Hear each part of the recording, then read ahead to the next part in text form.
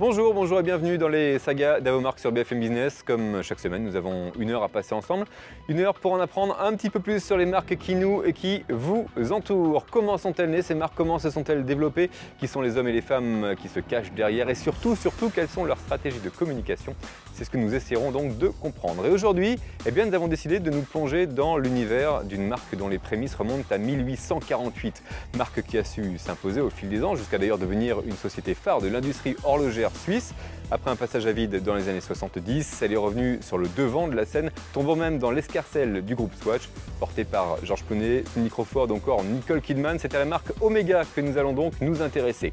Dans quelques minutes, en compagnie de son PDG, nous reviendrons sur son futur, sur son positionnement de luxe accessible ou encore sur son développement stratégique. Mais avant cela, Rodolphe Bonas, le directeur général de Seacom, nous rappellera que la montre ne sert pas qu'à donner l'heure, non, elle montre également le statut social de celui qui la porte. Franck Tapiro, le président de l'agence Hémisphère Droit, nous dira que le logo n'a pas changé depuis le début, ou presque en tout cas. Valérie Potin, le rédacteur en chef des marques à la loupe, décryptera pour nous sa communication, une communication particulièrement discrète en télévision. Et Thierry Picard, le directeur général de Spike Lee, se penchera sur sa e-réputation. Et vous le verrez, les internautes ne sont pas avares de compliments sur les produits. Voilà, vous savez tout ou presque, et surtout, vous connaissez la formule. Alors si vous êtes prêts, les sagas d'Avomark, c'est parti. BFM Business, les secrets marketing des marques de légende. Avomark, David Tobin.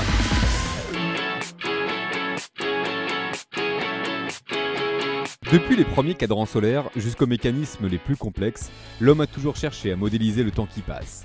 Et si, initialement, cette quête était avant tout idéologique, très vite, les artisans puis les industriels ont compris qu'ils pouvaient en tirer d'importants profits. Et pour cause, chaque année, ce sont 1,2 milliard de montres qui se retrouvent sur le marché.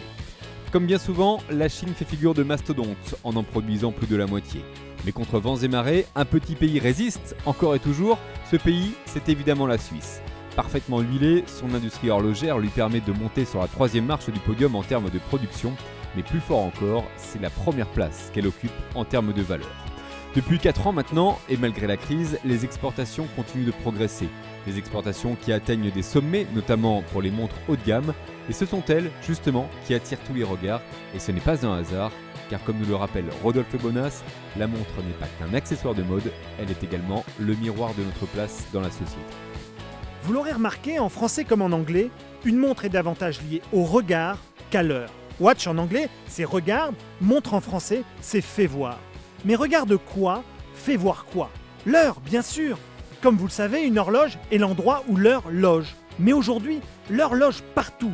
Elle n'est plus une information, elle est une présence sur la cafetière, le téléphone, l'ordinateur, l'écran des chaînes d'infos. Sa permanence est à ce point universelle que l'on peut très facilement se passer de posséder une montre pour savoir l'heure.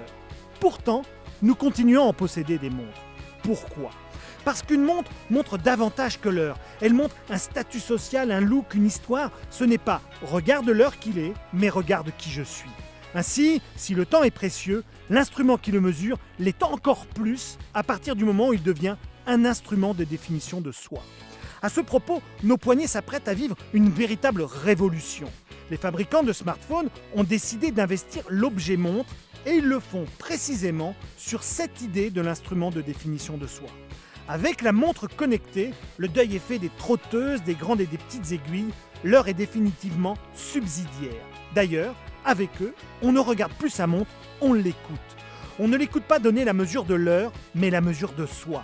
Nombre de foulées lors du jogging, rythme cardiaque, calories consommées, c'est une véritable évaluation de santé en temps réel.